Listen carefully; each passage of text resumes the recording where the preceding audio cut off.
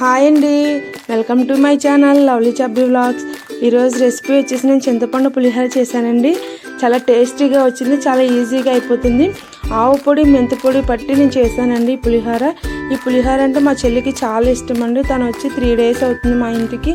స్పెషల్గా తన కోసమని పులిహోర చేశాను. అక్క నీ చేతి పులిహోర అంటే నాకు చాలా ఇష్టం, చేయక్క అంది. ఇంక వెంటనే ప్రెగ్నెంట్ కదండి, వెంటనే నేను చేయడం జరిగింది. చాలా టేస్ట్ బాగుందని చెప్పిందండి.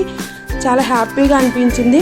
అక్క చెల్లెలు అన్నతమ్ముల రిలేషన్స్ అంటే ఇలాగే ఉంటాయి కదండి. వెళ్ళిపోతుంటే బాధ అనిపిస్తుంది, వచ్చేటప్పుడేమో ఆనందం అనిపిస్తుంది.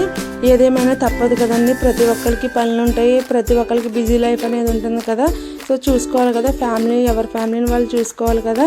వెళ్ళిపోయారు ఈరోజు, చాలా బాధ అనిపించిందండి.